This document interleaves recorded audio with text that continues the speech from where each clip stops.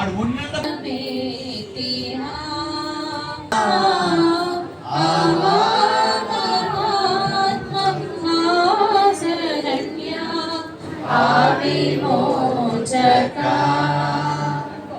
అదేవిధంగా ఒక చిన్న పల్లకి చరణం చప్పట్లు కొట్టి మహిమపడతాం పాడి. ఇదే మీకు ఆకలిగా ఉంది, ఎన్నింటికి ముగిస్తాడో ఏమో. సంవత్సరంలో ఒక్కసారి 2-3 గంటలు దేవునితో ఆరాధనలో చచ్చిపోము. ఒకవేళ మీకు ఏమైనా వద్దనుకుంటే కనుక అందరికంటే ముందు నేనే కోరుకుంటాను. దేవుడు మీకు ఏం చేయడు. నన్ను దేవుడు గొప్ప దేవుడు. మరి పొర్లి పొర్లి పారుతుంది అనే పాట పాడుకుని దేవుడి నామాన్ని మహిమపరుచుకుందాం.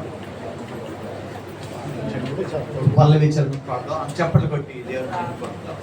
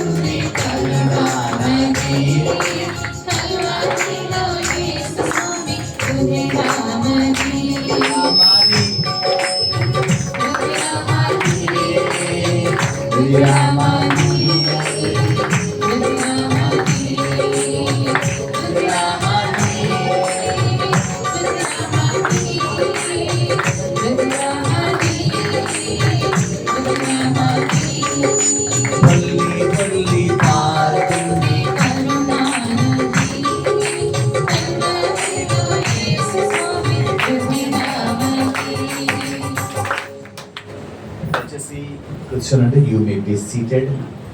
మనం తొందరగా ముగించేసుకుందాం, సమయం అయిపోతుంది. పాపం మీలో చాలా మంది నీరసం వచ్చింది.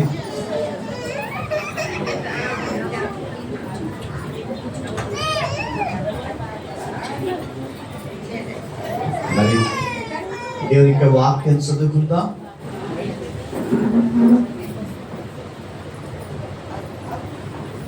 ప్రార్థన ఎస్తరమ్మ గారు సిద్ధంగా ఉండాలి. వారికి మైకు.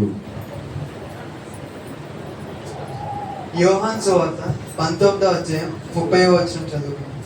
యేసు ఆ చిరుగను పుచ్చుకొని సమాప్తమైనదని చెప్పి తల వంచి ఆత్మ అప్పగించెను.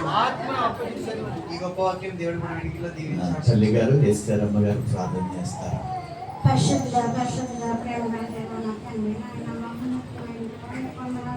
నాయన ఆరో మాట ప్రభా నాయన మాట్లాడుతున్నావుగా ప్రభా నాయన నీ కృపతో నింపుగా ప్రభా ఇంతవరకు మాట్లాడిన మాటలన్నింటిలో కూడా మా హృదయాలను భాగ్యం దయచేసిన బట్టి ఉన్నా ఆరో మాటలో మీ ఆత్మ నింపి మహిమ గంట ప్రభావంతో నింపుతారండి. ఏ పరిశుద్ధ నా బ్రతుకులాడు వేసుకొచ్చినాం తండ్రి.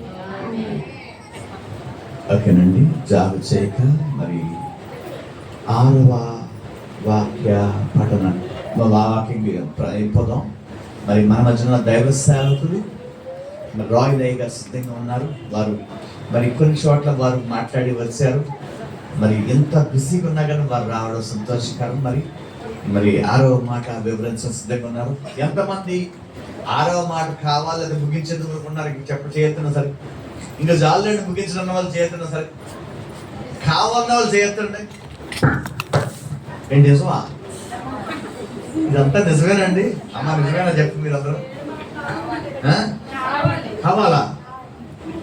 అయ్యో బాబాయ్ బాబాయ్ ఏమండి నీ దప్పికి తీరిపోయి దంచుతా తిరిగిపోతుందండి ఇంకా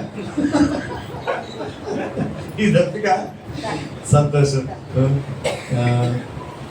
దేవతంలో అంటే అక్కడ ధైర్యం అండి.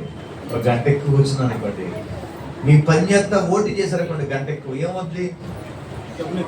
డబ్బులు ఎక్కువ వస్తాయి. అంతేనా? ఓటీ చేస్తే ఏమవుతాయి? డబ్బులు ఎక్కువ వస్తాయి. దేవుని మందిలో ఓటీ చేసినప్పుడు ఏమవుద్ది? ఎక్కడొక దేవుడు వదిలిపెట్టదు అసలు మీకు. ఒక గంట ఎక్స్ట్రా కూర్చున్నాం అనుకోండి, రాత్రి ఎక్స్ట్రా కూర్చున్నాం అనుకో, ఆ దీవెన గొప్పది. నాకు తెలుసా విషయం.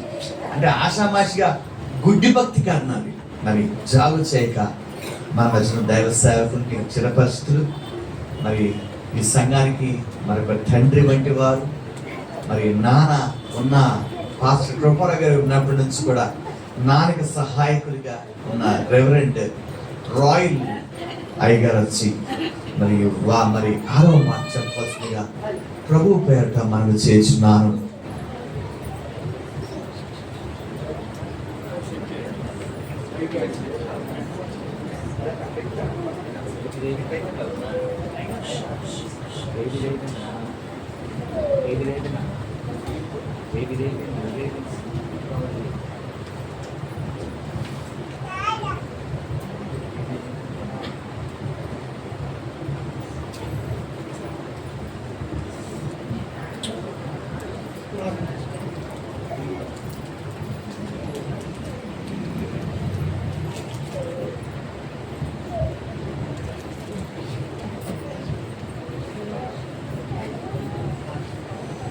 ప్రార్థన చేసుకున్నారు. స్తుతి స్తోత్రమైన ఇచ్చిన మాట ఇప్పుడు మా పేపర్లో తండ్రి మీ పరిశుభ్రంగా ఉంటుంది.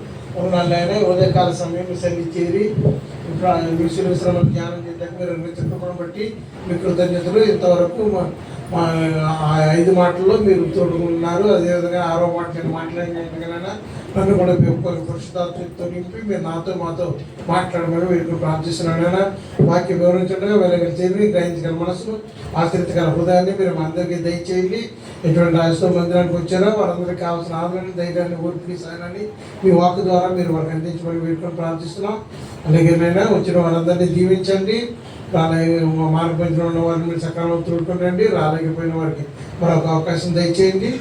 ఈ సమయం అంతా మా జీవితాలకు ఆశీర్వాదకరంగా మీ మయంకరంగా చేయమని మన ప్రభు రక్షకుడు యేసుక్రీస్తు బట్టి అడిగి పొందుకున్నాం మా తండ్రి. ఆమేన్.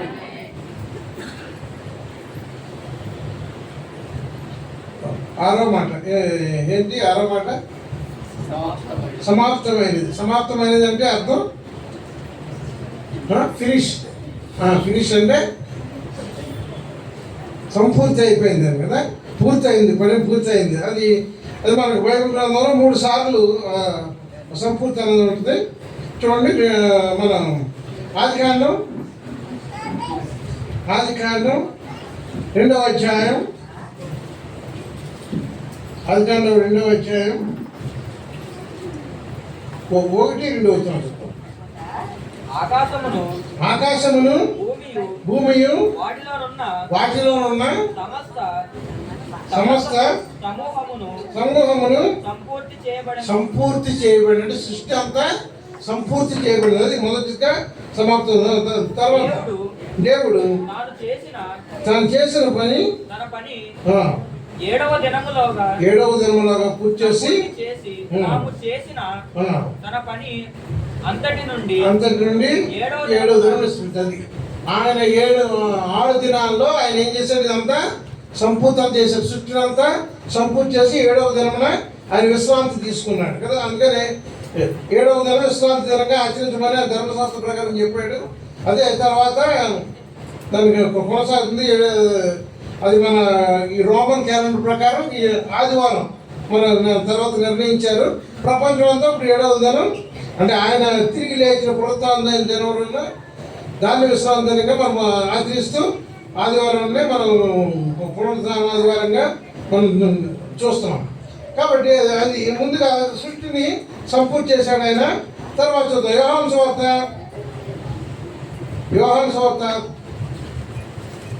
19వ అధ్యాయం, యోహాను సువార్త 19వ అధ్యాయం 30వ వచనం. యేసు ఆ చిరక పుచ్చుకొని సమాప్తమైనదని చెప్పి తల వంచి ఆత్మను అప్పగించిన కదా ఆయన శిర వంచి సమాప్తమైందని చెప్పి ఆయన ఆత్మను తల్లికి అప్పగించాడు అనమాట. అది తర్వాత అది సమాప్తమైనది. తర్వాత చూద్దాం మరి ప్రకటన చివరిగా చూద్దాం. చివరి సందర్భం ప్రకటన గ్రంథం 21వ అధ్యాయం 6వ వచనం. మరియు ఆయన నాతో ఇట్లా నేను సమాప్తమైనది నాతో ఇట్లా మాతో చెప్తున్నాడు ఆయన. ఏమన్నాడు ఆయన? నేనే అల్ఫాయును ఒమేగాయును, అనగా ఆదియు అంతమునై ఉన్నవాడను, తప్పుకున్న వారికి జీవజలమును బొగ్గలోని జీవితం ఉన్నది. ఇక్కడ ఏమన్నాడు ఆయన చివరిగా చెప్తున్నాడు ఏంటంటే సమాప్తమైనవి. అంటే ఈ ప్రకటన గ్రంథంలో ఆయన చూపించిన సూచనలన్నీ చూపించి ఆయన చెప్తున్నాడు. ఆయన ఏమన్నాడు? సమాప్తమైనదని. అదే మనం ఇప్పుడు 2 సందర్భాలు చూసినప్పుడు 3 సందర్భాలు చూసాం కదా. తర్వాత చూద్దాం. తర్వాత ఇది ఆయన అసలు ఈ లోకంలో దేనికి వచ్చాడు ఏంటన్నది ఆయన చెప్పాడు. ఆయన చూద్దాం దాని గురించి. మనం లూకాసువార్త 2వ అధ్యాయం 49వ వచనం. ఆయన మీరేమో నన్ను వెతుకుచుంటిరి, మీరు నా తండ్రి పనుల మీద ఉండవాలని మీరు ఎరుగరా అని వారితో చెప్పారు కదా. అప్పుడు ఆయన ఏమన్నాడు? తల్లిదండ్రులు దొరికి ఈయన పస్కా పండుగకి అక్కడ వెళ్ళాడు, ఇక్కడ దేవాలయానికి వెళ్ళాడు. వెళ్ళిన తర్వాత ఈయన అక్కడ శాస్త్రులు వాళ్ళందరూ యాజకులతో వాళ్ళ మధ్య నుండి ఈయన తర్కిస్తున్నాడు అన్నమాట. ధర్మశాస్త్రం గురించి తర్కిస్తుంటే వీళ్ళు ఏమనుకున్నారంటే ఆయన ఎక్కడో తప్పిపోయాడని తల్లిదండ్రులు అక్కడ బయట అంతా వెతుక్కుని వచ్చారు. 2 రోజులు 3 రోజులు వెతుకొచ్చారు. చూడండి ఇక్కడ వారు 43వ వచనం. ఆ దినములు తీరిన తరువాత వారు తిరిగి వెళ్ళుచుండగా యెరూషలేములో నిలిచెను. ఆయన మట్టుకు అక్కడ ఉండిపోయాడు. ఆయన మట్టుకు అక్కడ ఉండిపోతే అప్పుడు అది తర్వాత ఎవరికి తెలియలేదు. ఆయన తల్లిదండ్రులకు ఆ సంగతి ఎరగక ఈయన ఎక్కడో తప్పిపోయాడు, జనాల్లో ఈ పండుగలో జనాల్లో తప్పిపోయాడు అనేసి వాళ్ళందరూ ఏమన్నారు? బంధువుల్లోనూ అందరి దగ్గర వెళ్ళి ఎదుగుతున్నారు అన్నమాట. ఇది ఎన్ని రోజులు చూడండి 46వ వచనం. 3 దినములైన తర్వాత అది 3 దినాలు అయిపోయింది. ఆయన 3 దినాలు అక్కడ దేవాలయంలో కూర్చుని ఆయన ఏం చేస్తున్నాడు? బోధకుల మధ్య కూర్చుని వారి మాటలు ఆలకించు, వారి ప్రశ్నలు అడిగించు. వాళ్ళు అక్కడ దేవాలయంలో కూర్చుని ఆయన మాట్లాడుతున్నారు, తర్కిస్తున్నాడు యాజకులతో, వాళ్ళతో ధర్మశాస్త్రం గురించి అన్నింటి గురించి వాళ్ళకి అడుగుతున్నాడు, ప్రశ్నలు అడుగుతుంటే వాళ్ళు ఆశ్చర్యపోయారు అన్నాడు. ఈ లోపల వీళ్ళు 3 రోజులు ఎతికి వచ్చారు, అందరి చోట్ల ఎత్తుకొచ్చారు. వచ్చేటప్పుడు ఎక్కడ ఉన్నాడు ఈయన?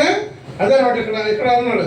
అప్పుడు ఆయన వచ్చి వాళ్ళు వచ్చి అన్నారు. చూడండి 48 చివరి వచ్చిన 48 చివరి భాగం 48 ఆయన తల్లిదండ్రులు ఆయన చూచి ఆశ్చర్యపడి ఆయన తల్లి కుమారుడా మమ్ముడు కుమారుడా మమ్మల్ని ఎందుకు ఇలా దుఃఖ పెడుతున్నావు నువ్వు? ఇదిగో నీ తండ్రి నేను దుఃఖపడుచు వెతుకుతుంటే నేను 3 రోజుల నుంచి మేము తిండి తెప్పలు లేకుండా వెతుకుతున్నావు, ఎక్కడున్నావు వెతుకుతుంటే నువ్వు ఇక్కడ మా మందిరంలో కూర్చుని ఇక్కడ ఉన్నావా అని అడుగుతున్నాడు అనమాట కదా. మనం కూడా ఈరోజు ఇప్పుడు పైగా చెప్పారంటే 1 గంట ఎక్స్ట్రా ఉంటుందన్నారా? 1 గంట 1 పూట. ఇప్పుడు మరి ఆయన 3 రోజులు ఉండిపోయాడు ఆయన కదా. ఆయన వెళ్ళిపోయి ఎక్కడ ఉన్నాడు? 3 రోజులు ఉండిపోయాడు. తల్లిదండ్రులు ఇంటికి వెళ్ళిపోయి వాళ్ళు చూసుకొని ఎక్కడ తప్పిపోయాడు అని అందరల్లా ఒక వాళ్ళ చుట్టాలు ఇంటికి వెళ్ళాడు, వీళ్ళ చుట్టాలు ఇంటికి వెళ్ళాడు అన్నీ ఎత్తుకుంటున్నాడు. ఈ రోజు కూడా ఏంటంటే మనం మందిరానికి, మన ఇంటికంటే మందిరానికి మనం ఎక్కువ ప్రాధాన్యత ఇవ్వాలి కదా. 3 రోజులు ఉన్నాడు ఆయన. 3 రోజులు అక్కడ దేవాలయంలో కూర్చుని వాక్యం గురించి వాళ్ళతో మాట్లాడుతున్నాడు.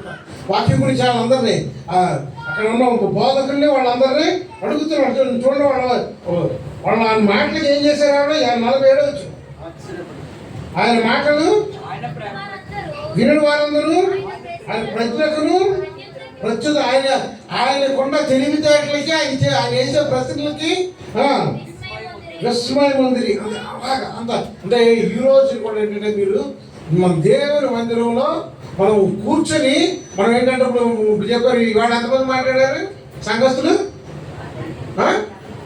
నలుగురు మాట్లాడారా? ఐదుగురు మాట్లాడారు సంఘస్థులు, పాస్టర్ గారు కాదు.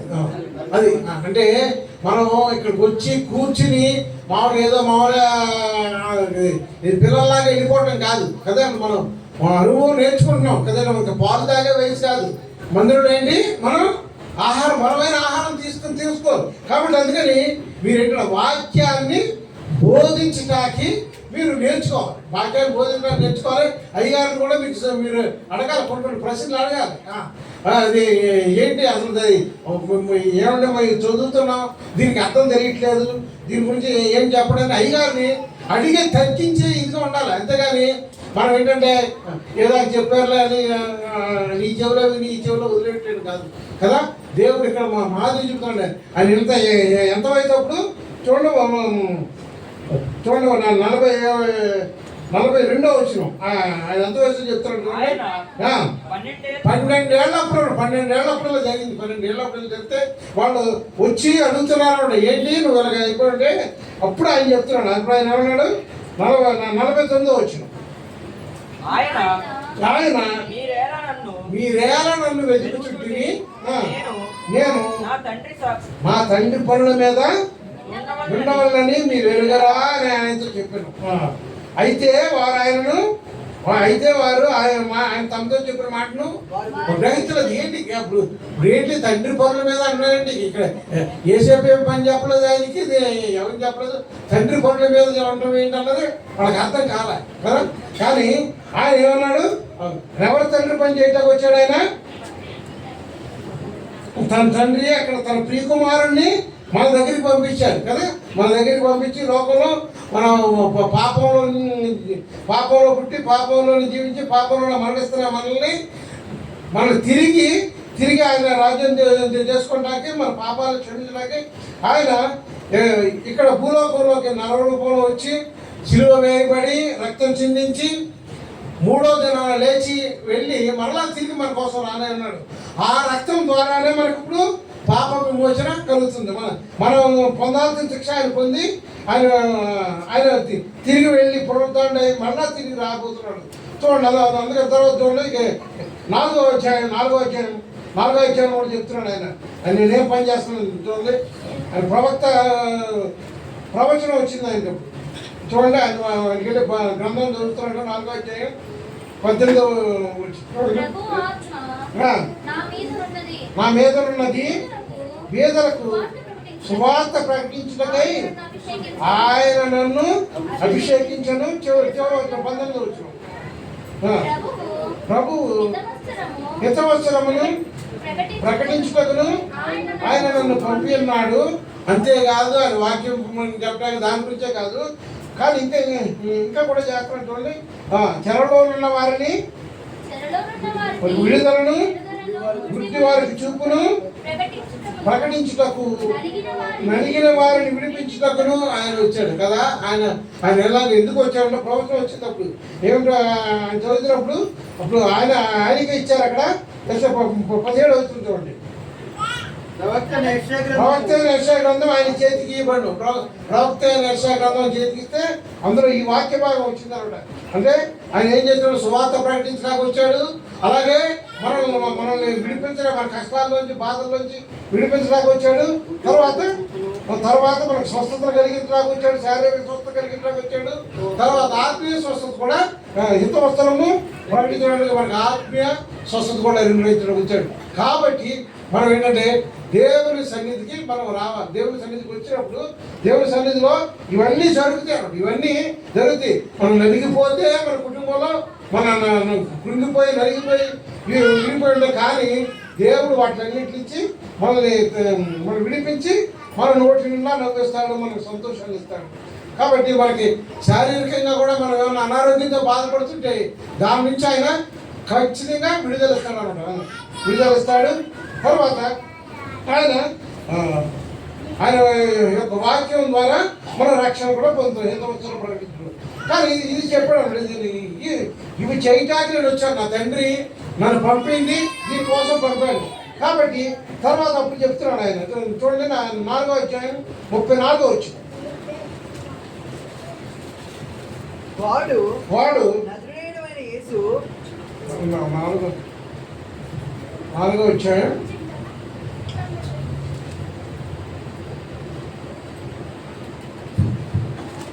4వ అధ్యాయం 30.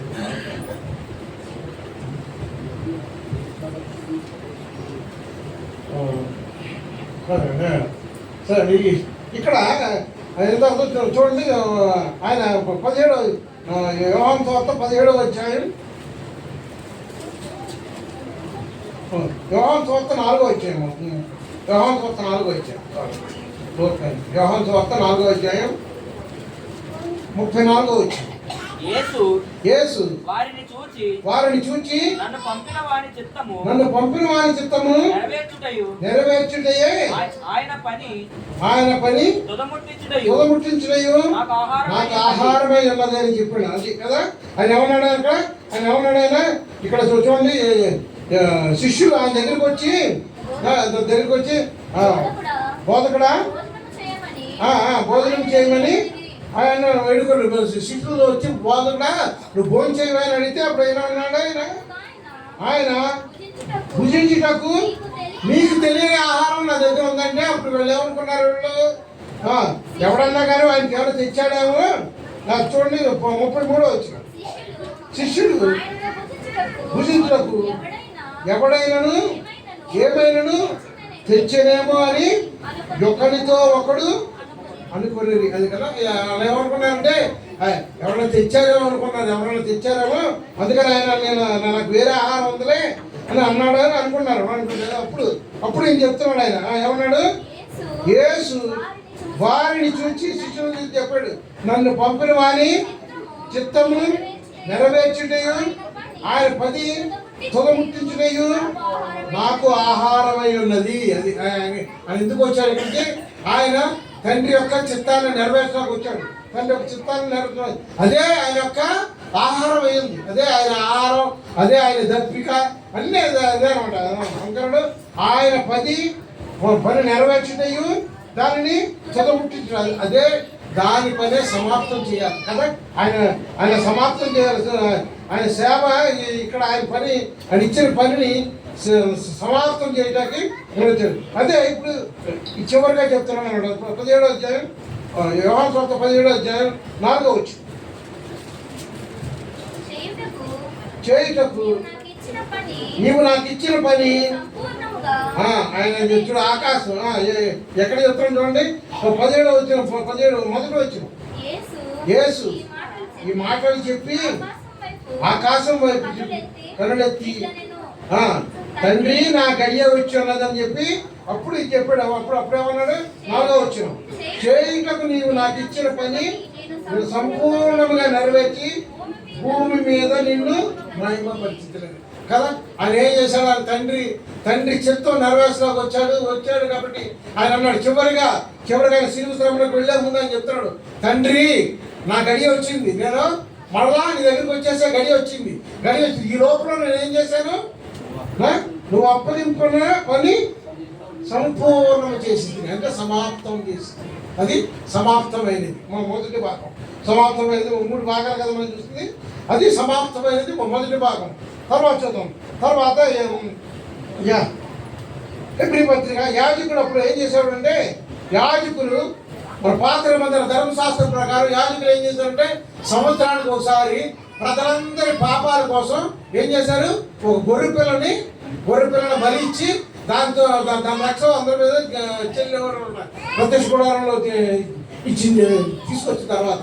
కాబట్టి అలా ప్రతి సంవత్సరం ఏం చేసేవారంటే యాజకులు ఒక గొర్రె పిల్లని బలిచ్చి దాన్ని చేసేవారు. కానీ అది ఎంతకాలం చేస్తారు, ఎన్ని సంవత్సరాలు చేస్తారు. కానీ అందుకు చూడండి. అందుకని ఇప్పుడు హెబ్రీ రాసిన పత్రిక 10వ అధ్యాయం 4వ వచనం.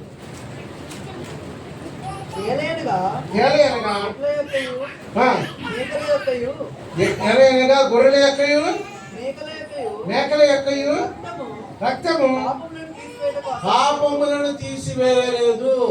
ఏలయనగా గొర్రెల యొక్కయు కోడెల యొక్కయు మేకల యొక్క రక్తం పాపములను తీసివేయలేదు. కానీ చూడండి 14 కాబట్టి ఆయన ఈ లోకమందు ప్రవేశించినప్పుడు 10వ అధ్యాయం 4వ వచనం. ఏలయనగా ఏలయనగా ఎడ్ల యొక్కయు ఎడ్ల యొక్కయు మేకల యొక్కయు రక్తము పాపములను తీసివేయుట అసాధ్యము. కాబట్టి ఆయన ఈ లోకమందు ప్రవేశించినప్పుడు ఇలాగు చెప్పుచున్నాడు. చూడండి తర్వాత 9వ అధ్యాయం 12వ వచనం. మేకల యొక్కయు కోడెల యొక్కయు రక్తముతో కాక తన స్వరక్తముతో ఒక్కసారే పరిశుద్ధ స్థలములోకి ప్రవేశించారు కదా. ఆయన ఏం చేశాడు? మేకల యొక్క రక్తంతో కోడెల రక్తంతో ఈ జంతువుల రక్తంతో పాపక్షమాపణ కలుగుతుంది కాబట్టి ఆయనే ఎందుకు వెళ్ళాల్సి వచ్చింది? ఆయన గొర్రె పిల్లలు కదా ఇచ్చేది బలి గొర్రె పిల్ల. అందుకని ఆయన చెప్తున్నటువంటి యోహాను సువార్త 1:29 వచ్చింది.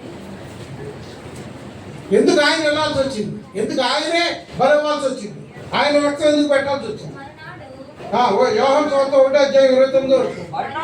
మరునాడు యోహాను యేసు తన యొద్దకు రాగా చూచి, ఇదిగో లోక పాపమును మోసుకొని పోవు దేవుని గొర్రెపిల్ల. అది ఆయన గొర్రెపిల్లగా మన పాపాలన్నీ మోసుకుని సిలువ వేయబట్టకి ఆయన వచ్చాడు అన్నమాట.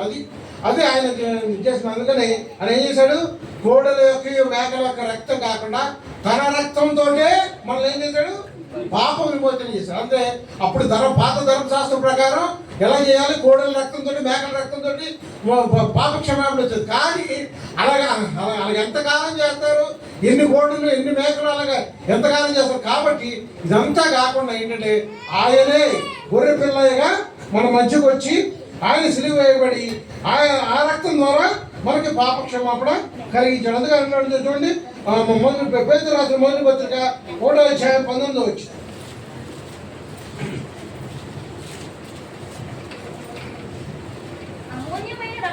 అమూల్యమైన రక్తం చేత అనగా నిర్దోషమును నిష్కలంకమును గొర్రె పిల్ల వంటి క్రీస్తు రక్తము చేత విమోచింపబడినని మీరు ఎరుగుదురు కదా.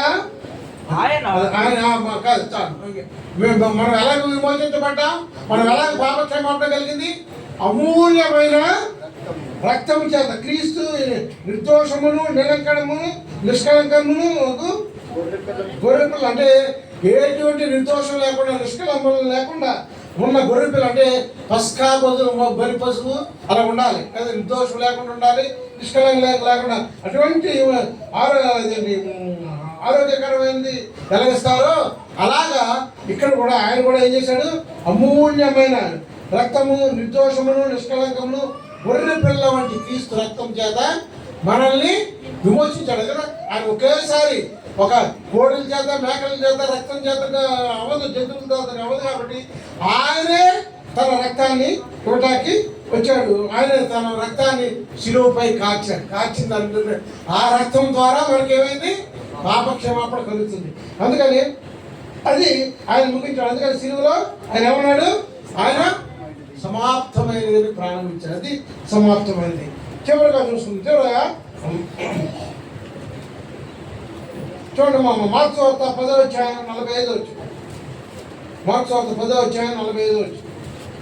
మనుష్య కుమారుడు పరిచారం చేయించుటకు రాలేదు గాని పరిచారం చేయుటకును అనేకులకు ప్రతిగా విమోచన క్రయధనముగా తన ప్రాణం ఇచ్చుటకును వచ్చెను. అంటే ఆయన ఎందుకు వచ్చాడంటే మన పాపము శిక్ష మనకి వడ్డీలు పెరిగిపోయి ఏమైపోయింది? మనం తీర్చలేనంత అప్పు అయిపోయింది.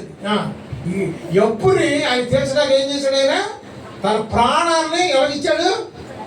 క్రయధనముగా ఇచ్చాడు. ఆయన ప్రాణాన్ని అక్కడ వెలగా చెల్లించి మనల్ని విముక్తులు చేశారు. మనం ఇప్పుడు బయట అప్పు ఉంది, మన మార్వాడి అప్పు ఉంది. అప్పు వడ్డీలు అవి పెరిగిపోతే అప్పుడు ఏం చేస్తాం? మన వాడు మనం వస్తువులు జప్తు చేసుకుంటాం, ఇల్లు జప్తు చేసేస్తాం, లేకపోతే కోర్టు చేసేస్తాం, కేసు పెడతాం. ఇది అంటున్నప్పుడు అప్పుడు ఎవరో ఏం చేస్తారు? ఎవరో మనం మందు పూటపడి ఎవరొకరు వెళ్ళి కట్టారనుకోండి, కట్టి మనల్ని విడుదల చేస్తారు కదా. అలాగే ఇక్కడ కూడా ఆయన ఏం చేశాడు? మన పాపం అప్పు పెరిగిపోయి వడ్డీలు పెరిగిపోయి మనం చెల్లించలేనంతగా మన భారం ఉంటే ఆ భారాన్ని ఆయన ఏం చేశాడు? క్రయధనముగా ఏం చేశాడు? ఆయన తన ప్రాణము ఇచ్చాడు క్రయధనంగా. నా ప్రాణం ఇచ్చి ఇదిగో నా తరపున వీళ్ళ తరపున నేను శిక్ష అనిపిస్తున్నాను కాబట్టి విడుదల చేసేయండి అని చెప్పాడు అన్నమాట. అది ఆయన సమాప్తం చేయటానికి వచ్చాడు. అందుకని చూడండి, కొరింథీయులకు రాసిన 2వ పత్రిక 8వ అధ్యాయం 9వ వచనం. కొరింథీయులకు రాసిన 2వ పత్రిక 8వ అధ్యాయం 9వ వచనం. మీరు మన ప్రభు అయిన యేసుక్రీస్తునందు కృపను ఎరుగుదురు కదా. ఆయన ధనవంతుడైండి మీరు తన దారిద్ర్యత వలన ధనవంతులు కదా. మనం అప్పు నుంచి విడిపోయి మరలా తిరిగి మనం ధనవంతులు అవ్వటానికి ఆయన ఏం చేశాడు? పరలోకము నుండి విడిచి మన దగ్గరికి దరిద్రుడి కింద వచ్చాడు. మన దరిద్రుడి కింద వచ్చాడు. ఆయనకేమీ లేదు కదా. ఆయనకేమన్నాడు? మనుష్య కుమారుడికి తలవాల్చుటకు స్థలమైన లేదు కదా. పక్షులకు ఉన్నాయి, పక్షుల గూళ్ళు ఉన్నాయి, నకలకు బరువులు ఉన్నాయి, కానీ మనుష్య కుమారుడికి తలవాల్చు. అంటే ఆయన అంత దరిద్రుడుగా పరలోకాలను విడిచిపెట్టి బంగారు వీధులు విడిచిపెట్టి ఆ పరలోక రాజ్యంలో తనతో మనం తీసుకెళ్తాకి, మన శిక్ష ఇక్కడ అనుభవిస్తాకి ఆయన ఏం చేశాడు? ఆయన ఇక్కడికి వచ్చి చదువున్న వాక్యం, అదే వాక్యం మరోసారి చదవండి. మీరు మన ప్రభు అయిన యేసుక్రీస్తునందు కృపను పొందినట్లు మన నిమిత్తం ఆయన దరిద్రుడు కదా. మనల్ని ధనవంతులు చేయడానికి ఆయన దరిద్రుడు. మనం చూడండి, ఆయన వెల్లడించింది చాలా చూద్దాం. కొలసీయులకు రాసిన పత్రిక 2వ అధ్యాయం 13వ వచనం. మరియు అపరాధముల వలనను శరీరమందు సున్నతి పొందగా మీరు మృతులై ఉండగా, మనం ఏంటంటే పాపాలన్నీ చేసేసి చావుకు సిద్ధమైపోయి ఉన్నాం మనం కదా. చావుకు సిద్ధమైపోయి మృతులై ఉండగా దేవుడు రాత రూపకమైన ఆజ్ఞల వలన మన మీద రుణము, అంటే ధర్మశాస్త్ర ప్రకారం మనం ఎవరు నడవట్లే. ఆయన ఇచ్చిన ఆజ్ఞలు కదా, 10 ఆజ్ఞల్లో ఒక్క ఆజ్ఞలో మనం పాటించగలుగుతామా? అందరూ ఏమన్నాడు?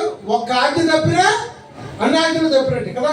10 ఆజ్ఞలు కూడా మనం ఏం చేస్తాం? తప్పేసి ఏమైపోయి మన మీద ఏమైపోయింది? అది రుణముగాను మనకు విరోధముగాను ఉండిన పత్రం కదా. మనకి మన మీద ఉన్న రుణం అయిపోయింది. అదంతా మనం చేసిన పాపాలు, ఆజ్ఞలు తప్పి మనం చేసిన పాపాలు అవన్నీ రుణంగా మారిపోయి దాన్ని ఏమైపోయినా మనం తీర్చలేనంతగా అయిపోయింది. అందుకని అప్పుడు ఆయన ఏం చేశాడైనా ఆ ప్రామిసరీ నోటు, ఆ మార్వాడి నోటు దగ్గర తీసుకెళ్ళి మనం కట్టేస్తారు కదా. అప్పు కట్టేసిన తర్వాత ఏం చేస్తారు? ఆ నోటు వెనక్కి ఇచ్చేస్తే దాన్ని చింపేస్తాం కదా. అలాగా ఈయన ఏం చేశాడైనా మన మీద రుణముగాను విరోధముగాను ఉండిన ప్రామిసరీ నోట్లు కదా. మన మీద నువ్వు ఇన్ని ఆజ్ఞలు నువ్వు తప్పావు, నువ్వు ఇంతకాలం నువ్వు ఇంత పాపం చేసావు, మన దోషాలు అపరాధాలు మన మీద ఏంటంటే ఎంతో మోపుగా ఉండిపోయి తీర్చలేనంత భారం అయిపోయింది. అప్పుడు ఆయన ఏం చేశాడు? ఆ పత్రమును ఏం చేశాడు?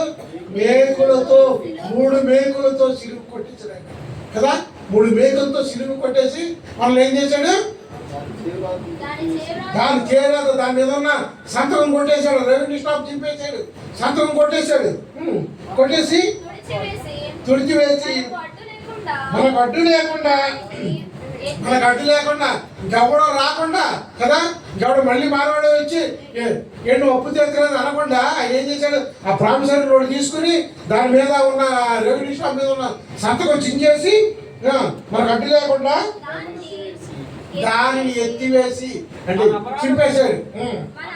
మన అపరాధములన్నింటినీ క్షమించి ఆయనతో కూడా మనలను జీవింపు చేయడానికి ఎక్కడ తీసుకెళ్ళిపోయాడు? పరలోకం తీసుకెళ్ళిపోయాడు. అందుకని మన పాపపు అప్పు ఆయన తీర్చడానికి వచ్చాడు. ఇక్కడ మన పాపపు అప్పుని శిలువ మీద మన శిక్షను ఆయన భరించి మన మీద ఉన్న ఆ ప్రామిసరీ రోడ్ని చించేసి మనల్ని ఏం చేశాడు? పాపాన్ని నుంచి విడుదల చేసి దేవునితో కూడా మన పరలోకం తీసుకెళ్ళి అది సమాప్తమైంది. అందుకనే ఆయన చూడండి ఇక్కడ, అందుకని అప్పుడు ఏమైంది? ఆయన సమాప్తమైంది అనగానే ఏమైంది? దేవాలయం తెర జరిమికి తిరిగింది. అందుకంటే ఇంతకుముందు దేవాలయంలో పరిశుద్ధ స్థలంలోకి వెళ్ళటానికి ఎవరికి అధికారం లేదు. పరిశుద్ధ స్థలంలో యాజకుడు వెళ్ళాలి. అలాంటిది మనందరినీ కూడా ఆయన ఏం చేశాడు? మనందరినీ యాజక సమూహంగా చేశాడు. యాజక సమూహంగా చేసి మనం ఇప్పుడు దేవాలయంలోకి అతి పరిశుద్ధ స్థలంలో అడుగు పెట్టాకి మన నడిమికి మధ్యకి తెర చినిగిపోయింది అన్నమాట. అడ్డుగా ఉన్న తెరని తీసేసి మనకి ఆయనకి కలిపేశాడు అన్నమాట. కాబట్టి అటువంటి క్రియ ఆయన చేయడానికి సమాప్తం చేయడానికి ఇక్కడికి వచ్చాడు. అది చివరిగా సమాప్తమైనది. అందుకని తిమోతి గారు రాసిన పత్రిక 4వ అధ్యాయం చూసుకుని ముగించుకుందాం.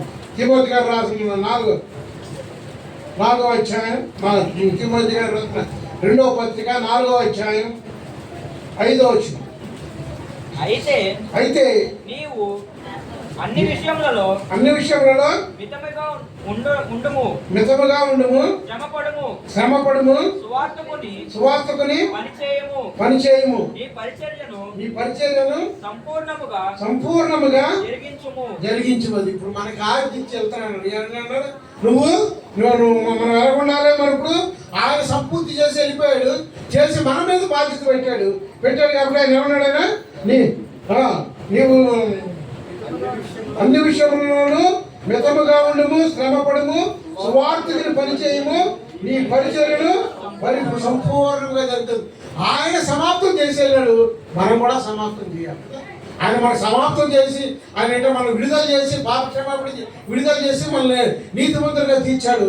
మనం కూడా ఇతరులందరినీ కూడా కదా మన సంఘంలోకి వచ్చి మనమే రక్షణ పొంది మనమే బాప్తిసం తీసుకుని మన కుటుంబమే పరలోకం వెళ్ళడం కాదు, ఇంకా ఎన్నో కుటుంబాలు కదా ఎన్నో లోకానికి వెళ్ళిపోకుండా మనం కాపాడాలండి. కాపాడి వాళ్ళందరికీ మనం సువార్తకుని పనిచేసి శ్రమను పరిచర్య సంపూర్ణం చేసి మనం కూడా చివరిగా ఏం చెప్పాలి? నేను కూడా సమాప్తమైనది, మీరు నాకు ఇచ్చిన పని సమాప్తమైంది నాయనా అని మనం కూడా ఆయన ఎలాగైతే యేసుక్రీస్తు వారు తండ్రికి చెప్పాడో సమాప్తమైంది, నువ్వు ఇచ్చిన పని సమాప్తమైంది, మనం కూడా అదే పని చేయాలన్నమాట. సువార్త చెప్పి అందరిని రక్షించి నరకానికి పోయే వాళ్ళని పరలోకం తీసుకొని మనం చెప్పాలి సమాప్తమైనది. అందుకని చివరి 8వ వచ్చింది, 8వ వచ్చింది. అప్పుడు మనం సమాప్తం చేసినప్పుడు మనం ఆయన ఇచ్చిన పని సమాప్తం చేసినప్పుడు సువార్తకుని పని చేయమంటే ఆయన వెళ్ళి అందరికి సువార్త చెప్పాలి, ఇప్పుడు సాక్ష్యం చెప్పాలి, వాళ్ళని దేవునిలోకి నడిపించి వాళ్ళ నరకం నుంచి తప్పించాలి. కాబట్టి ఇక మీదట నా కొరకు నీతి కిరీటము ఉంచబడినది. నీతి కిరీటము మనకి అప్పుడు ఏం చేస్తాడు? మన పరలోక రాజ్యంలో అయినా నీతి కిరీటము ఇస్తాను. ముందు వచ్చిన చూడండి, ఇక మంచి పోరాటం పోరాడుతుంది, నా పరుగు కడముండిచ్చింది, విశ్వాసము కాపాడుకుంటున్నది కదా. ఆయన ఏమంటాడు? మంచి పోరాటం పోరాటం చెప్తాడు. నేను మంచి పోరాటం ఆయన ఇచ్చిన పని నేను ఇంతకుముందు నేను కూడా ఎంతో దోషకుడు ఏమంటాడనే హింసకుడును దోషకుడును హానికరులను ఎంతో మంది క్రైస్తవులను చంపారు, పాస్టర్లను చంపారు, సంఘాలని కాల్చేశాను. అటువంటి పాపం నేను కూడా ఘోర పాపిలో ప్రధానమైన ఘోర పాపిని నేను. కానీ దేవుడు నన్ను పట్టుకున్న తర్వాత నేను సువార్తకుని పనిచేశాను కదా, సంఘాలు కట్టాను, సంఘాలు స్థాపించాను, ఎంతో మంది విశ్వాసం చేశాను. నా పరుగు నేను తొడగొట్టించింది. నా కోసం ఏముంది? జీవ కిరీటం ఉంది నా కోట, జీవ కిరీటం నా పరలోక రాజ్యంలో ఉంది. కాబట్టి మనం కూడా ఈ రోజు ఏంటంటే మనం రక్షణ మనం కాపాడుకోవడం కాదు, ఇతరులు కూడా రక్షించాలి. ఇతరులు కూడా రక్షించి మనతో పాటు ఇప్పుడు మనం ఉన్నాం ఏదో ఫంక్షన్ చేస్తున్నాం, చుట్టుపక్కల ఆన్లైన్లో పిలుస్తాం, మనం కూడా వెళ్తాం కదా. కానీ మందిరికి వచ్చేటప్పటికి మనం మన ఇంట్లో వాళ్ళే మనమే వస్తాం, ఒంటరిగా వస్తాం. కల కాకుండా మనతో పాటు మన బంధువుల్ని, మిత్రుల్ని, తోటి వాళ్ళందరూ, దేవుని తెలియని వాళ్ళందరికీ మీరు తీసుకొచ్చి దేవుడిని తెలియజెప్పి వాళ్ళు కూడా మీలాగే రక్షణ పొంది దేవుని రాజ్యంలోకి తీసుకెళ్ళాలని చెప్పి కొద్ది మాటలు దేవుని పెట్టి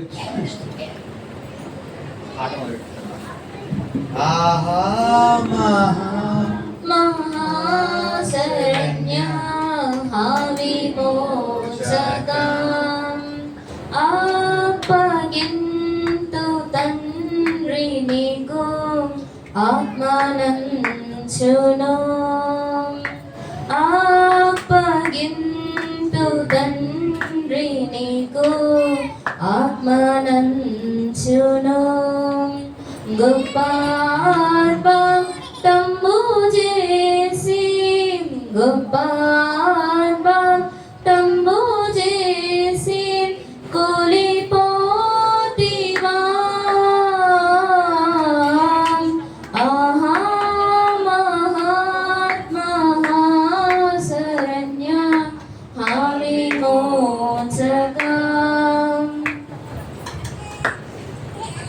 ప్రార్థన సహోదరి మేరీ కుమారి గారు ఉన్నారమ్మా?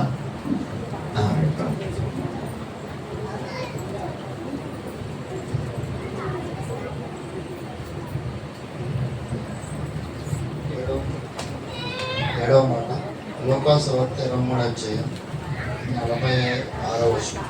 అప్పుడు యేసు గొప్ప శబ్దముతో కేక వేసి, తండ్రి నీ చేతికి నా ఆత్మను అప్పగించుకుంటున్నానని.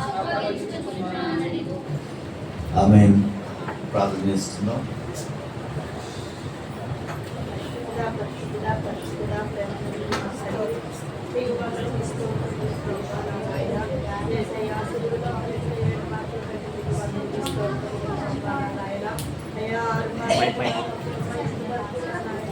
అయ్యా మీరు మాతో మాట్లాడి మాటలు పెట్టి మీకు వందనాలు స్తోత్రములు ప్రభువా. అయ్యా ఏడో మాట మాట్లాడుచుండగా నా ప్రభువా మీ పరిశుద్ధ ఆత్మను మా మధ్య నుంచి మాట్లాడమని యేసయ్య నామంలో అడిగి వేడుకొంచున్నాం పరమ తండ్రి. మన ప్రభు యేసుక్రీస్తు నామములో కూడి వచ్చిన దేవునికి పెట్టి వందనాలండి. ప్రజలాడు పాపం మీరు చాలా అలసిపోయారు. చాలామంది ముఖాలు మాడిపోయి ఎప్పుడు ముగిస్తావో ఏ సత్వే చేయి, ఏం చేస్తావో చెయ్యి.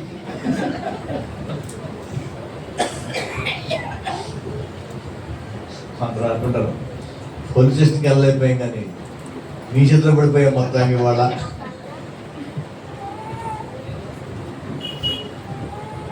నాకు పడుతుంది మీకు, నేను మీకంటే ఫాస్ట్ ఎక్కువ. 10 నిమిషాల్లో ముగించేయగలను మొత్తం ఆరాధన అంతా కూడా. ఆదివారం ఆరాధన అండి, నేనేం చెప్పాలని లేదు. 10 నిమిషాలు, ఇంకా చెప్పాలంటే 5 నిమిషాలు కూడా ముగించగలను ఆరాధన. నేను చాలా స్మార్ట్ ఆ విషయంలో. ఇక్కడ ప్రార్థన అండి ఎంత స్పీడ్గా ముగించాలో అంత ముగించగలను. నేను చాలామంది దగ్గరికి వస్తారా, నేను టైటిల్ పెట్టుకుంటాను, ఇతను 15 గంటలు వెళ్ళిపోవాలి అంటే స్పష్టంగా అదే మాట్లాడతా. అక్కడితో నీకు ఒక్క మాట ఎక్కువ మాట్లాడు, పంపించేయడమే. అయితే దేవుని మందిరం అంటే ఒక ఆశ ఉంది సార్. ఇంకొక 15 గంట ఎక్కువసేపు ఉన్నాం అనుకో, ఇంకొక 15 గంట ఓటీ ఎత్తాడు దేవుడు. దేవుని నామానికి స్తోత్రం కలిగాక. ఈరోజు మరి ఆఖరి మాట నేను 10 నిమిషాల్లో ముగించేస్తానండి. మీరేం బిదవకండి, ఎక్కువసేపు పడదు. అమ్మా ఏమో అనుకుంటారా?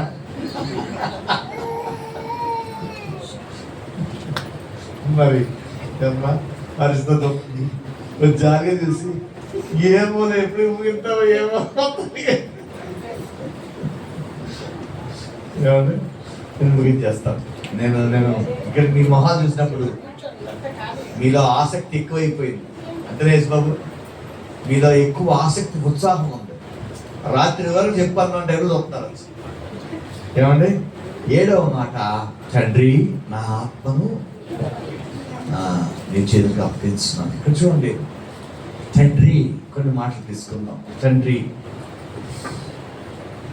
అబ్బా అంటారు కన్నడలో, తండ్రి, ఫాదర్.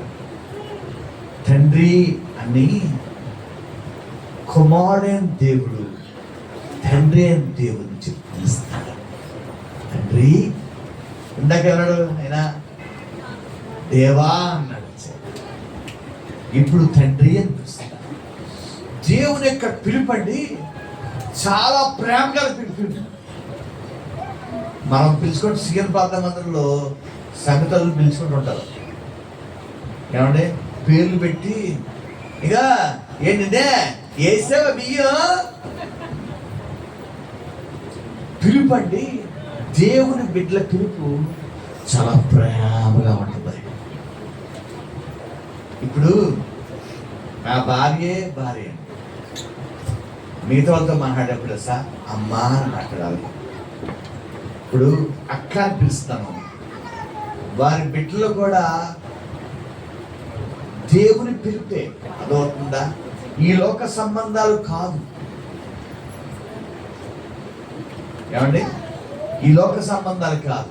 ఇప్పుడు పాస్టర్ గారు నన్ను బాస్ గారు అన్నయ్య అని పిలుస్తాడు. అంతేనండి? ఆ భార్య కూడా అన్నయ్య అని పిలుస్తుంది. అంతేనమ్మా? నిజమ్మా? తెలుసా? ఈ పిలుపండి దైవికమైన పిలుపు. దేవుని నామానికి స్తోత్రం కలుగును గాక. ఈ పిలుపండి దేవుని యొక్క స్వరముతో పిలిచే పిలుపు. దేవుని నామానికి స్తోత్రం కలుగును గాక. ఈ పిలుపండి దేవుని నమ్మిన బిడ్డలు వారి మాట వేరు. నేను సహోదరులే నా తల్లిలాగా మాట్లాడి పిలుస్తాను. దేవుని యొక్క పిలుపు రండి మధురమైన ఆనందం ఉంది, సంతోషం ఉంది. దేవుని నామానికి స్తోత్రం కలిగినాక పాస్టర్ గారు ఊళ్ళో అందరినీ గౌరవిస్తావు, నన్ను మాత్రమే గౌరవిస్తాను. పొద్దున కూడా ఉంది.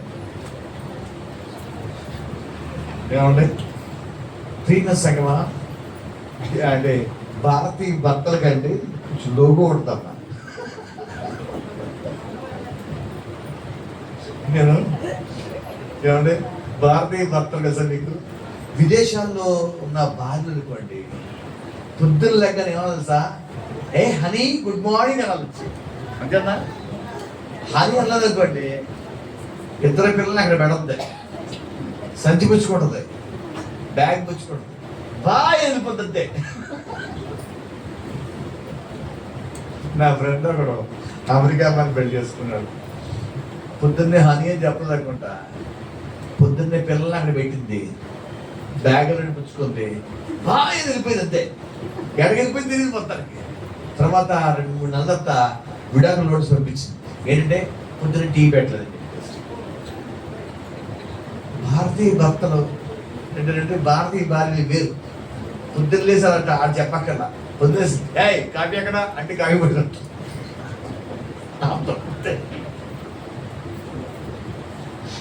అయితే నేను కూడా భారతీయుని గారు అయినా గారండి ఈ పిలుపు మనసులో ఉంటుంది, బయట ఉంటుంది. ప్రేమ సగమా, దేవుని యొక్క పిలుపు అండి ఎంత మధురమైన పిలుపు. ఆయన శ్రీని అమ్మా అని పిలిచాడు.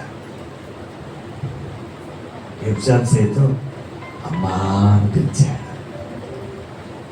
దేవుని పిలుపండి. నువ్వు దేవుని నమ్మిన వాడు అయితే 2-3 ముక్కలు ఎక్కువ చెప్పలేదు, చక్కగా ప్రేమపూర్వకంగా మాట్లాడాలి, తల్లిలా మాట్లాడాలి.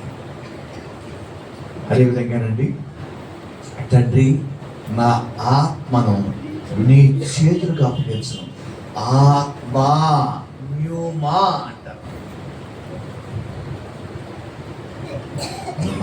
స్పిరిట్, ఆత్మ. చూడండి, మనలో ఆత్మని ఎవరికి అప్పచెప్పావు? ఇప్పుడు నిద్రగా అప్పచెప్పావు.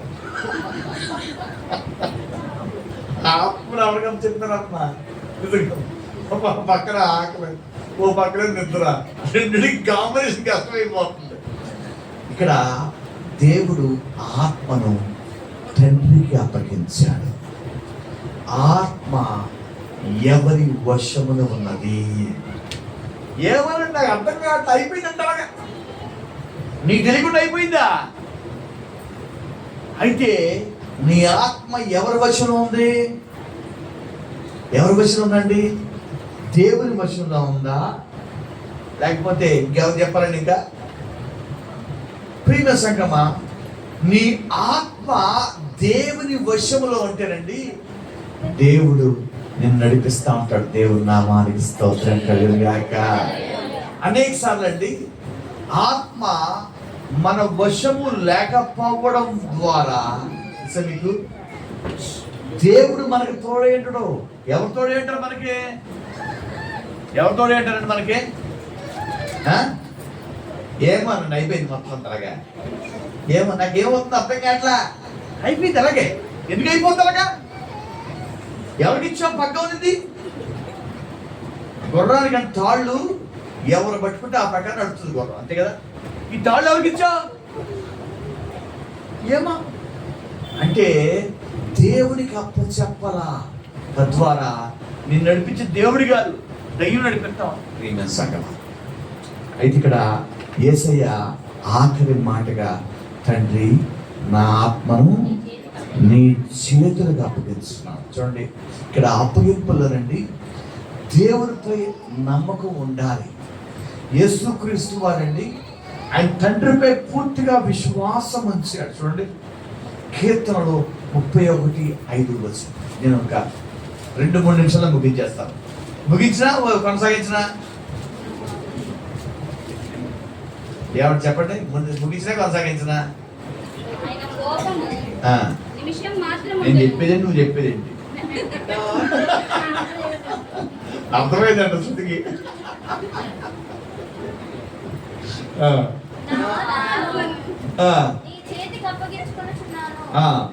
ప్రియమైన సంగమా, మనం చచ్చిపోతానండి. చచ్చి పోయాడు, చచ్చి పోయి ఆ సంబంధం లేదు. హాస్పిటల్కి వెళ్తాడు ఐసీలో. నాకు ఒక ఫ్రెండ్ ఒక ఆయన అండి, ఆయన 78 సంవత్సరాలు అన్నా, థిక్కెస్ట్ ఫ్రెండ్. ఆయన విషయంతో పంచుకుంటాడు. ఆయన భార్యతో పిల్లలకు కూడా చెప్పలేదు. ఆయన చాలా నేను క్లోజ్గా మాట్లాడతా. ఆయన అంటండి, ఆయన మంచి యాక్టర్, నేను చాలా సీరియల్లో కూడా చూస్తుంటారు ఆయన. అయితే ఆయన అంట గుండెపోటు వచ్చిందంట.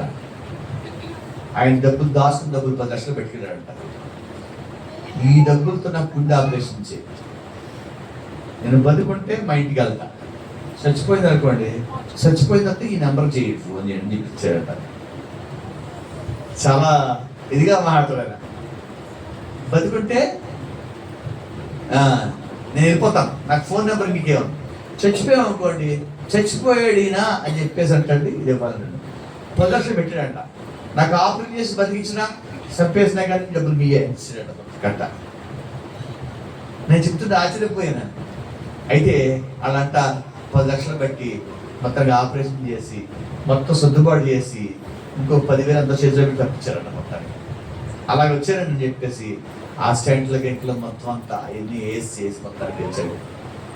ఆత్మ చూడండి, మన ప్రాణం అండి మన చేతుల్లో లేదు. ఇప్పుడు ఇలా ఉన్నామా తెలుసా మీకు? ఇంత బాగా నడుస్తుందండి. నదిలో ఉన్నాం కదా, ఐసీలో ఉన్నట్టున్నాం, చక్కగా హాయిగా ఉన్నాం. ఎప్పుడో తేడా వచ్చి గుండె అటు ఇటు ఇటు పట్టుకుని నా వల్ల కాదే వదిలేరా బాబా వెళ్ళిపోతుంది.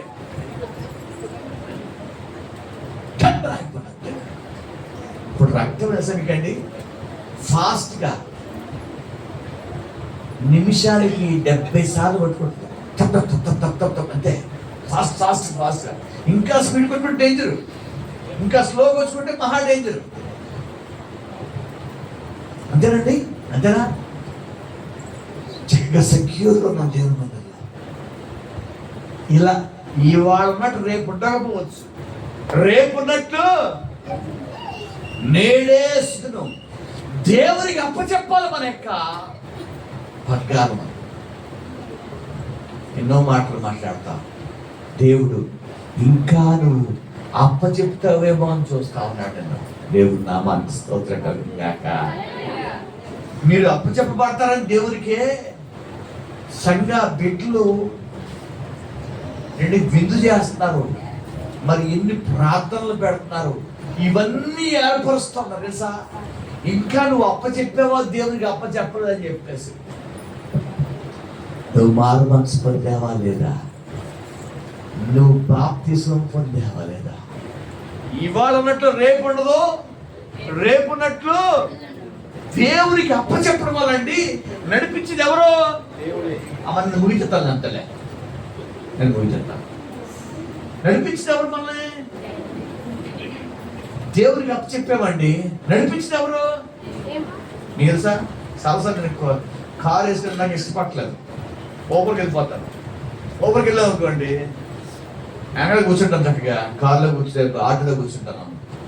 అతను చక్కగా నడిపిస్తూ ఉంటాడు. అతను నాకు ఒక మనిషి తోడు, అతను నడిపిస్తూ ఉంటాడు. పెట్రోల్ పోయక్కర్లా, మన కారు తీసుకెళ్ళక్కర్లా, వాళ్ళు నడిపి ఆటో దించారు.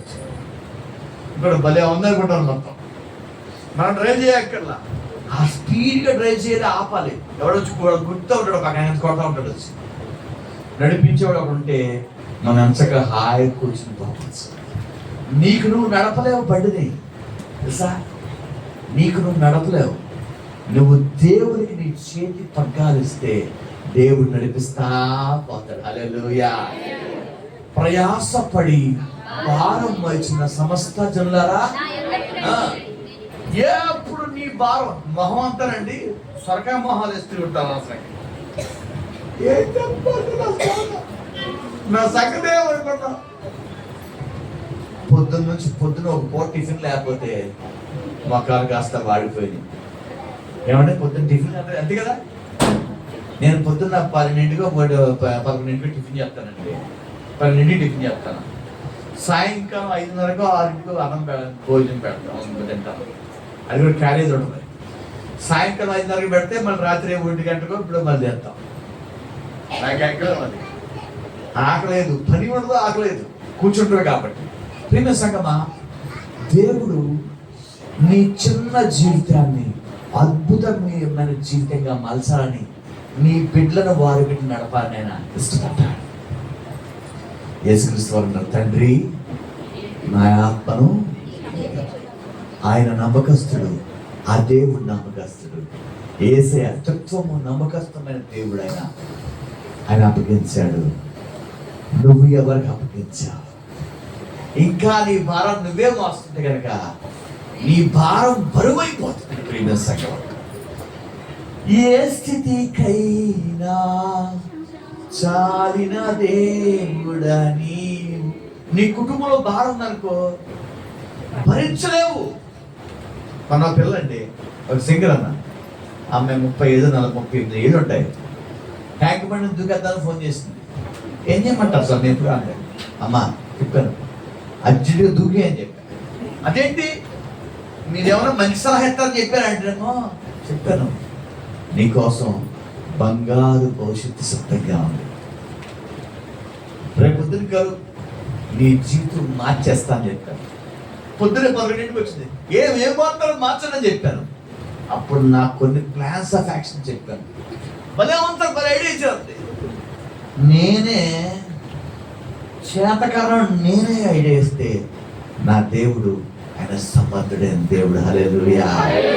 నీ జీవితంలోనండి నీ కన్నీరు, బాధ, వ్యధ సార్, నువ్వు మైలో కరోనా సమయంలోనండి హాస్పిటల్కి వెళ్ళారు.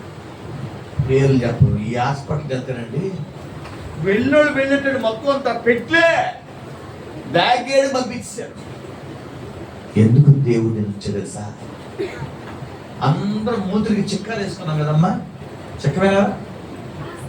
అందరం మూతికి చిక్కాం, చెక్క వేసి తిరిగాం. ఎవరిని అడ్డుకుంటామో ఏమైపోతుందో, అసలు బయట రావడం కష్టం.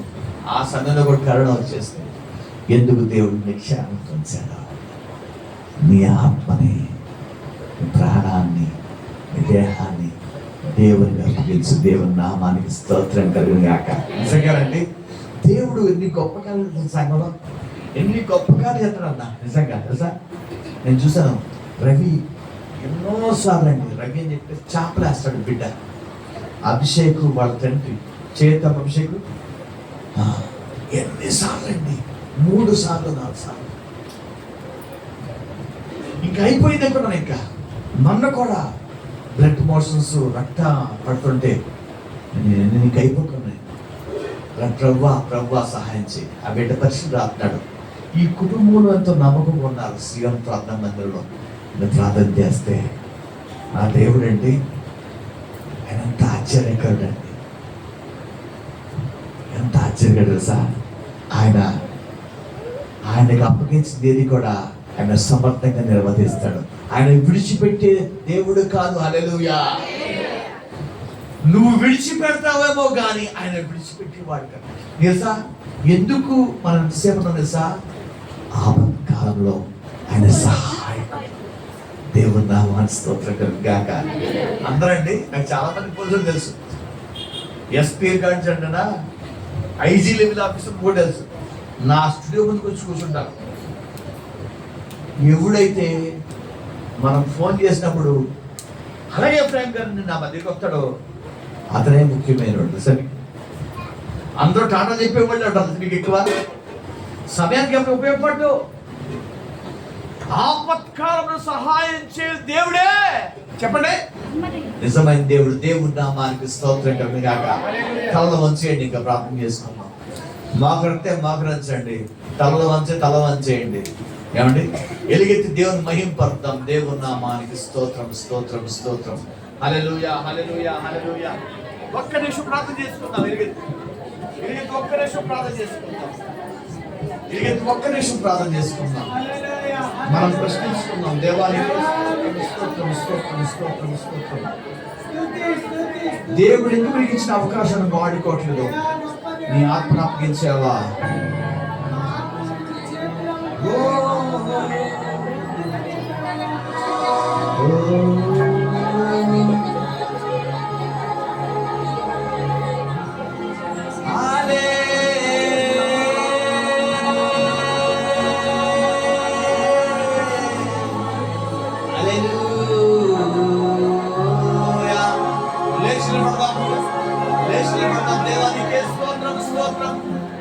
ఆయన భూమి ఆకాశానికి మధ్యలో వాహనంగా సిలువైపడ్డాడు. ఆయన ప్రేమను చూసావా నా సహోదరి సహోదరుడా?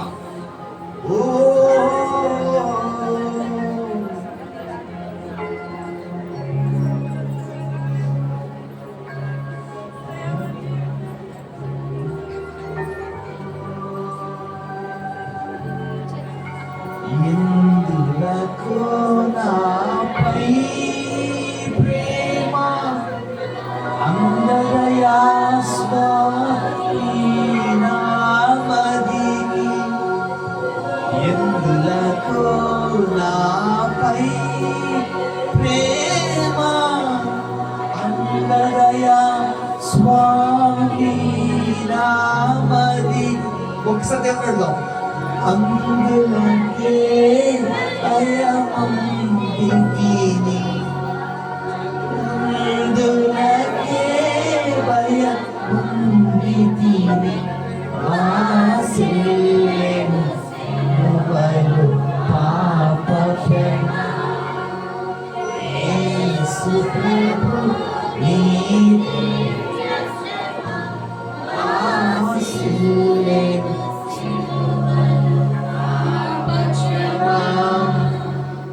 కలువరిలో నా పాపము పంచి సిలువకు నిన్ను ఆహుతి చేసి, కలువరిలో నా పాపము పంచి సిలువకు నిన్ను ఆహుతి చేసి, కలుషహరా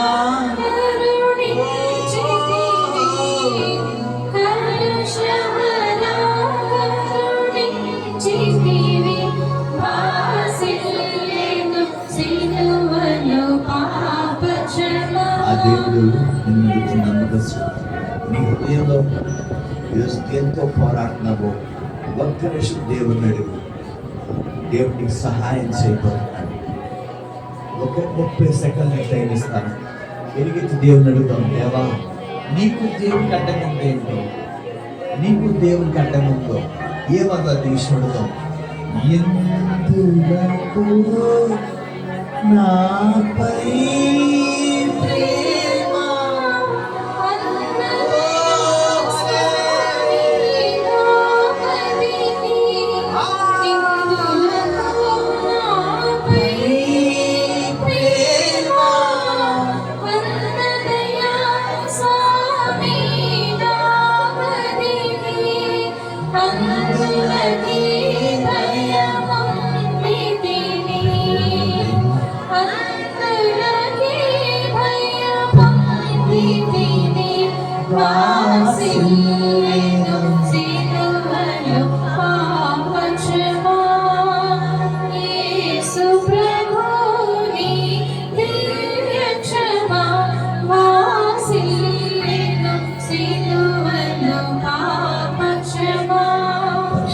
ప్రేమ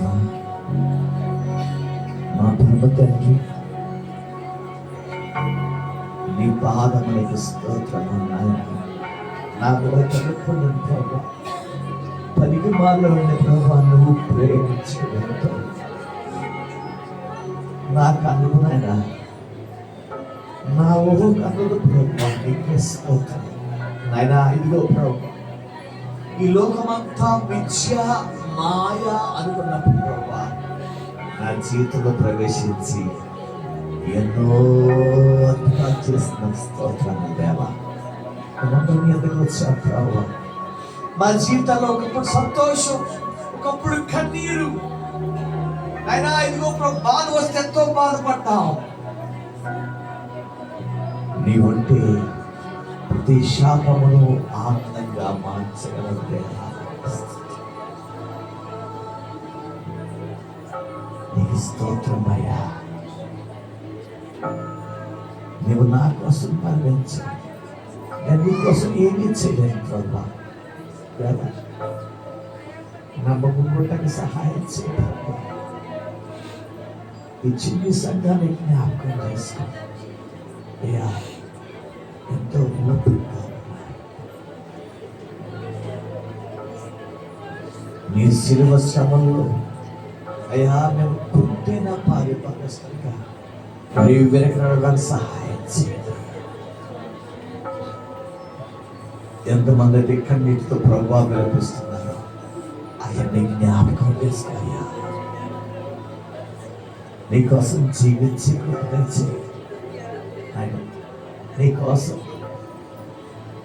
నిలబడి కృపణ చేయండి నాయన. నీవు నా మాతో ఉండి నడిపించినందుకు స్తోత్రం. నీ బిడ్డల ద్వారా నువ్వు మాట్లాడినందుకు స్తోత్రం దేవా. నీవు చేసిన ఉపకారం ఇతనికి స్తోత్రం తెలియజేసుకోవచ్చు. నీ త్యాగము నిమిత్తమై, నీ ప్రేమ నిమిత్తమై నీకు వందనాలు చెల్లించుకోవచ్చు. ఇచ్చిన ప్రతి ఒక్కరిని జ్ఞాపకం చేసుకోవడం. వివాహం కావలసిన బిడ్డలపై నీ హస్తం చాపి, ఉద్యోగాల కోసం ప్రార్థన చేస్తున్న వారిపై నీ హస్తం చాపండి అయ్యా. గర్భవతులుగా ఉన్న బిడ్డలపై నీ హస్తము చాపు దేవా. పసి బిడ్డలపై నీ హస్తము చాపండి. వ్యాపారాలు ఉన్న వారు నీ హస్తం చాపు నాయన. ఇదిగో ప్రభా, ఉద్యోగాలు చేస్తున్న వారిపై నీ హస్తాలు చాపు ప్రభాస్తం చాపు. నీ గాయపడిన హస్తంతో, నీ సిలువ రుదుల ద్వారాలతో ప్రభావం వారిని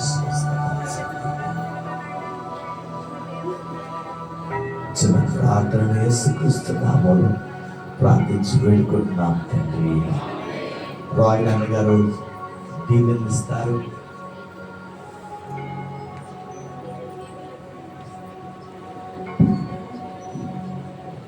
ఆశీర్వాదం తీసుకుందాం.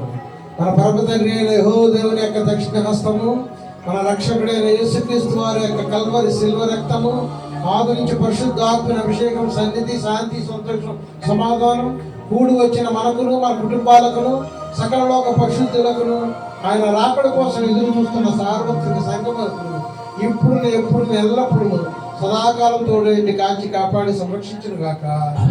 ఆమేన్. పరలోకమందున్న మా తండ్రి, పరలోకమందున మా నీ తండ్రి, నామము పరిశుద్ధపరచబడును గాక. నీ రాజ్యము వచ్చును గాక. నీ చిత్తము పరలోకమందు నెరవేరినట్లు భూమి మీద మా అనుదినాహారము మాకు దయచేయండి. మా ఎడల అపరాధము చేసిన వారిని క్షమించిన ప్రకారము మా అపరాధము క్షమించు. ఎందుకనగా శోధనను తప్పించుము దేవా.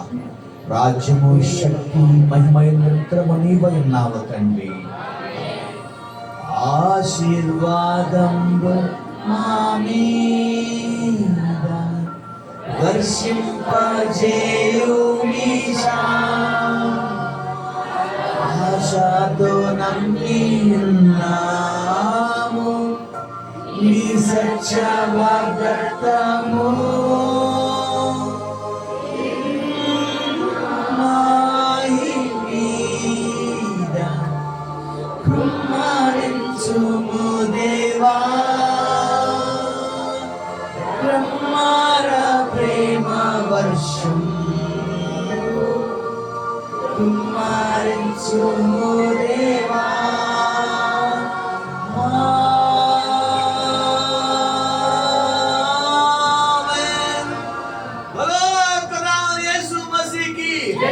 వచ్చే గుడ్ ఫ్రైడే వరకు మీ కుటుంబాలను దేవుడు క్షేమంగా కాపుదల కాయను గాక.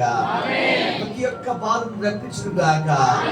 మీ ఇంట్లో ఆహారం వండును గాక. గొప్ప జీవన కలుగును గాక.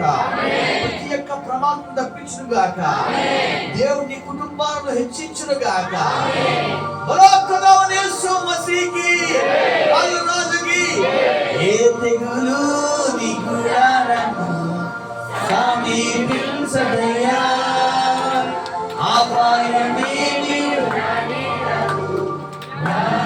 రాదమ్మా. మీ అందరికీ వందనాలు.